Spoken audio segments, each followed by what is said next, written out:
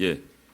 피해자 관련된 사진을 좀 할 거라서 공개할 거라서 방송에는 사진이 안 나가도록 해주셨으면 좋겠고요. 이게 화상 입은 좀 끔찍한 사진이라서 보고 싶지 않은 분들은 안 봐주셔도 좋고요. 제가 청장님께는 좀 똑똑히 보셔야 된다라고 생각해서 사진을 별도로 준비해 왔거든요. 그러니까 그 화면이 꺼지더라도 사진을 통해서 피해 정도를 확인하시면 되겠습니다. 행정실에 전해드릴 겁니다. 사진 펼쳐 보시고요. 질의 시작하겠습니다. 경기도 고양갑 김성애 의원입니다. 지난 주말에 어떤 서 계장이라는 분이 있습니다. 이 서 계장이 상급자인 백 과장으로부터의 괴롭힘 때문에 극단적인 선택, 즉 자살 시도를 했다라고 하면서 조사가 제대로 이루어지지 않고 있는 상황에 대해서 하소연을 해왔습니다. 가족들께서 꼭 이 자리에서 공개해줬으면 하는 사진이라고 주셔서 저희가 한번 잠깐 보겠습니다. 전신 화상 입은 사진인데요. 자, 청장님 지금 이미 보셨을 텐데 어떻습니까? 좀 충격적이지 않습니까? 그렇습니다. 예, 동대문 경찰서에서 이 사건을 다루고 있는데 이건 화재 사건으로 지금 처리 중이라고 합니다. 직장 내 괴롭힘 여부에 대해서는 본청 청문 감사실의 문제라고 해서 미뤄놓고 있는데 지금 조사가 이루어지고 있습니까? 현재는 지금 화상을 입은 우리 경정에 대한 조사가 원활하지 않기 때문에 현재는 관련된 주변 관계를 지금 확인 중에 있습니다. 자, 이 경찰 관계자는 깨어난 뒤에 갑질 진술이 있으면 상급자를 직위 해제하고 감찰하겠다라고 했는데 저희가 그래서 가족들을 통해서 피해자의 진술을 직접 들어봤습니다. 그 내용을 한번 보시죠.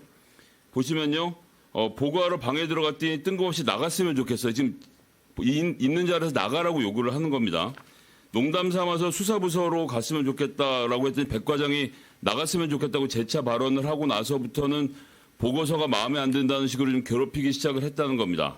이런 발언이 오고 가다가 결국 피해자가 출근하기가 겁나게 됐고 일요일이 되면 우울증이 온 것 같은 기분이었다고 하는데 왜 이랬는지를 봤더니 백 과장이 서 계장을 내보내고 나서 관례상으로 순차적으로 올라가게 돼 있는 감사 담당관실의 선임 계장 자리를 자기 친구와 특별한 관계에 있는 이 백 과장이 충남 출신으로 알고 있는데요. 충남 청장에 친인척 이 자리에 올리려고 이 사람 밀어낸 게 아니냐는 주변인들의 진술이 지금 계속 나오고 있습니다. 자, 그런데 문제는요. 이 가해 혐의를 받고 있는 이분이 청문 감사 인권 담당관으로 있다는 겁니다. 이분 직위 해제를 해놓고 조사를 해야 되는 거 아닙니까? 어떻게 보십니까, 청장님? 지금 본청에서 조사를 하기 때문에 그 대상자의 직위는 서울청 직위는 중요하지 않습니다.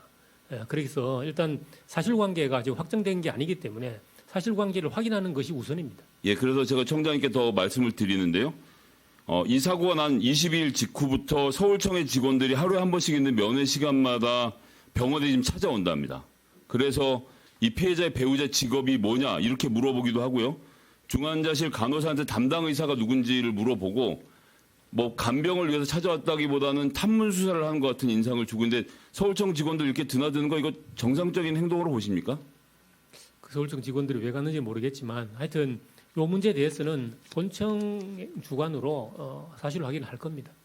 예, 지금 심지어는 이 서 계장이 우울증 치료를 받고 있다라 집에서 무슨 문제가 있다라는 식의 소문들을 내면서 이 본질을 흐리고 있는데 이렇게 돼서는 안 되겠습니다. 그래서 저희의 판단은 물론 이제 청장님 판단하시겠지만 일단 당사자를 좀 직위 해제를 하는 것을 우선적으로 해야 되겠다라는 생각을 하고 있고요. 일부 보도에 따르면 사건이 났던 저녁에 이 백 과장이 직원들 앞에 가서 이 가족들 앞에 가서 서 계장의 의식이 돌아오면 무릎을 꿇고 사과하겠다라고 말해서 본인의 잘못을 이미 인지하고 있는 것으로 보이는데 지금 와서 딴 얘기를 하고 있는 것 같습니다. 이거 잘 아시는 것처럼 이 감찰과장 자리가 경무관 승진 바로 앞이기 때문에 이 문제 버틸 수 있다고 생각하는 것 같은데 청장님께서 이 문제 꼭 좀 살펴주셨으면 좋겠고요.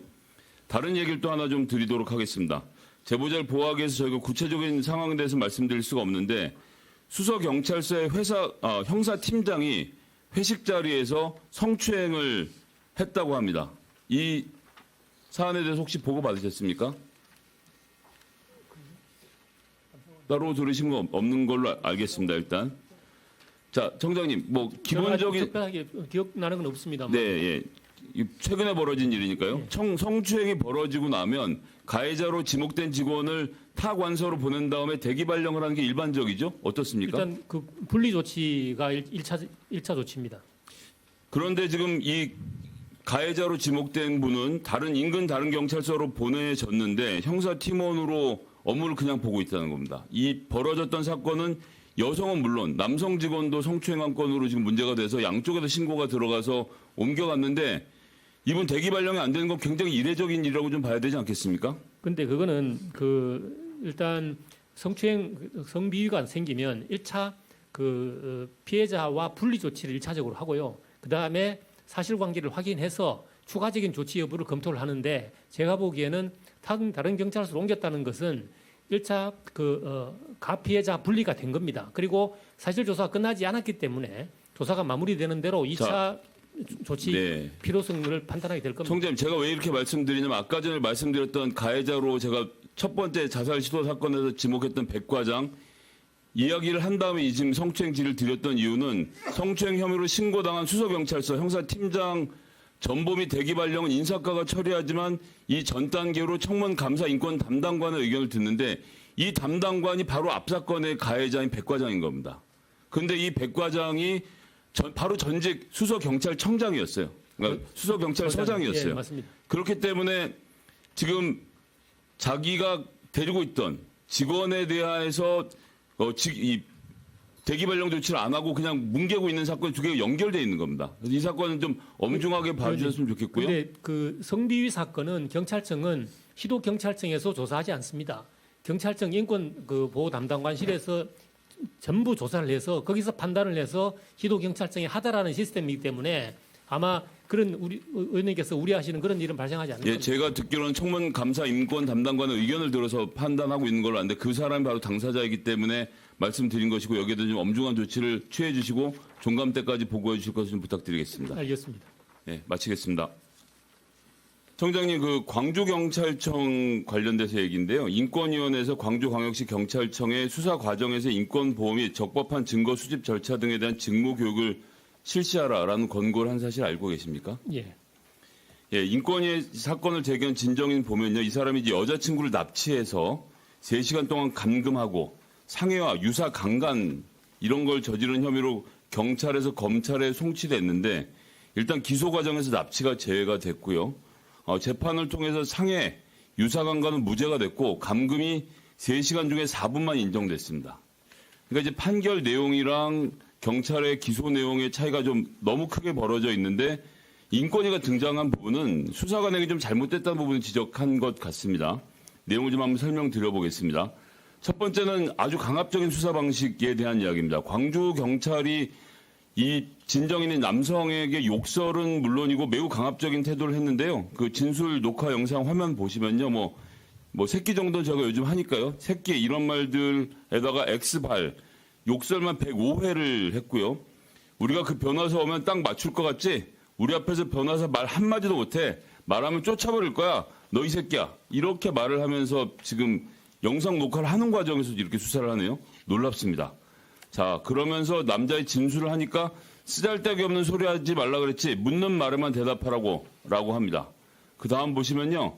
유죄 추정의 예단까지 갖고 있는 걸 보면 알 수 있습니다. 남성이 체포되자마자 일관되게 계속적으로 납치 감금 주장에 대해서 억울함을 피력하고 이를 입증할 결정적인 증거인 CCTV를 확보해달라고 말을 합니다.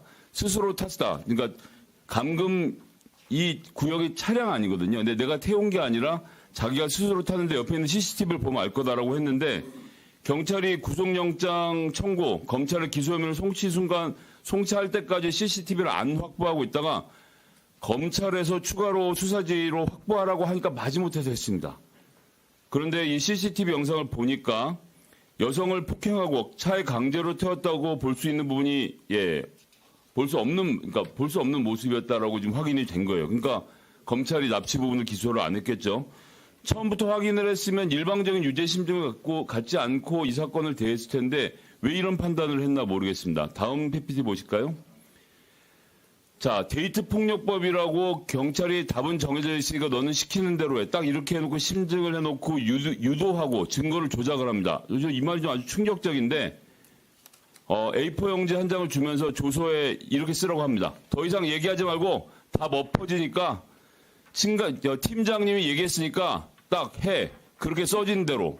라고 이렇게 강압을 하니 이거 청년의 경우에는 이런 식의 압박을 견디기가 어려웠겠죠. 그러고 나서 뒤늦게 제출했던 CCTV를 보면 경찰의 수사 결과와 좀 다른 정황들이 나와 있습니다. 차에 강제로 태워져서 감금되었다. 이게 피해자의 주장이었는데요. 그런데 피해자가 스스로 차에 타는 듯한 장면도 잡혀 있고요. 근데 여기서 놀라운 장면이 나오는데 지금 그 청장님 보시면 구분이 되시는지 모르겠습니다만 1, 4분면은 흑백이죠. 2, 3, 4분면은 칼라입니다. 이걸 현장에 물어보니까요. 자, 이거는 교통 단속용이기 때문에 도로의 선 색깔, 차량 등을 확인하기 위해서 컬러로만 운용한다고 합니다. 인권위에서도 1번이 왜 흑백인지 이건 좀 증거 조작의 위험이 있어 보인다라고 지적을 했을 정도입니다. 세 가지가 흑백인데 그 이유를 보면요. 그 이유가 더 놀랍습니다. 다음 보시죠. CCTV에 지금 안에 빨간 원 쳐져 있는 부분이 잘 안 보이는데 잘 보면 저기 브레이크 등을 밟고 있는 게 보입니다. 그 말은 무슨 말이냐면 남성이 브레이크 등을 밟은 채로 차에 내려서 여성을 강제로 태울 수 있는 상황이 아니었다는 아주 결정적인 물증 중에 하나인데 이 화면만 흑백으로 제공됐고 이유는 알 수 없고 이미 화면은 지워져 있는 상태. 그래서 인권위조차도 이건 왜 흑백이지? 다 칼라인데 뭔가 조작이 있는 거 아니야라는 지금 의심이 되고 있는 중인 겁니다. 이렇게 되니까 납치가 인정이 안 된 거예요. 검찰에서. 기소가 그렇게 됐고요. 자, 인권위에서 타기관에 대한 것이니만큼 직무교육 정도로 권고 결정을 했지만 제가 파악해본 바로는 인권위가 의결 전 조사 보고서에서는 증거 조작에 대한 고벌도 검토할 정도로 이 사안을 좀 심각하게 봤던 것 같습니다. 결국 이 남성의 어머님이 지난 6년 동안 이 억울한 아들의 억울함을 풀기 위해서 전국 방방곡곡을 돌아다니면서 오만 증거를 모아서 여기까지 와서 아들을 겨우겨우 살리게 된 건데 변호사 비용, 공증비용 말도 할 것 없이 다 날아갔죠. 그래서 지금 경찰들을 자백 강요 등에 대해서 광주경찰청에 고소를 했는데 대부분 증거 불충분으로 불송치하고 징계마저도 경미하게 내렸습니다. 광주청에서 자기 식구들에 대해서 심하게 하려고 하겠습니까? 그래서 제가 지금 본청에서 말씀을 드리는 것이고요. 이 남성의 어머니가 새로 수사경찰들 위법 수사에 대해서 고소를 진행했다고 하니까 이 부분에 대해서 좀 면밀하게 봐주셨으면 좋겠다는 말씀을 드리겠고요. 자, 데이트폭력 성범죄 수사 관행에 좀 우려를 표하지 않을 수가 없습니다. 피해자 일관적 진술을 감안해서 유무죄를 판단할 수밖에 없습니다. 이게 딱 두 사람밖에 없는 환경이니까 당연히 그럴 수밖에 없겠죠. 제가 그걸 부인하고 이걸 그렇게 하지 말자는 말을 하는 건 아닌데 그런데 올해 6월에 동탄에서 어땠습니까? 동탄경찰서 성범죄 누명 사건 확인하지도 않고 남성을 일단 범죄자 취급을 하면서 떳떳하면 가만히 있어라. 이건 전 성별의 문제를 보지 않습니다. 그렇게 하는데 결국은 무죄 추정이란 원칙을 무너뜨리고 피의자를 대하는 경찰의 태도를 좀 고쳐야 되는 것 아니냐. 일관된 피해자의 진술은 진술대로 듣되 가해자로 지목된 사람의 계도, 이 사람이 범죄다라는 생각을 가지지 말고 일단 상황을 살펴보는 게 먼저 맞지 않겠습니까? 자, 다음 PPT 보시죠. 이번 사건에서는 수사 대상이 수사 경찰이 남성한테 대통령이 성범죄 엄벌하라고 경찰관들에게 말한 거 지금 뉴스에 봤냐? 라고 하면서 압박을 가하는 과정까지 나옵니다. 자, 그리고 그 다음 보도 보시면요. 이 유사강간 혐의에 대해서는 피해자가 상세히 진술했다. 라는 이거 한 줄만 가지고 지금 인정돼서 기소 의견이다라고 해서 넘어갔다가 법원에서 죄다 무죄 판결을 받게 된 것입니다. 자, 지금 이렇게 벌어지고 있는 이 사안에 대해서 좀 청장님 어떻게 판단하고 계신지 얘기를 좀 들어보고 싶습니다. 이 사안을 제가 구체적으로 잘 모르기 때문에 일단 지금 아까 의원님께서 말씀하신 대로 수사가 진행 중이라 하니까 그 수사 결과를 면밀하게 살펴보도록 하겠습니다.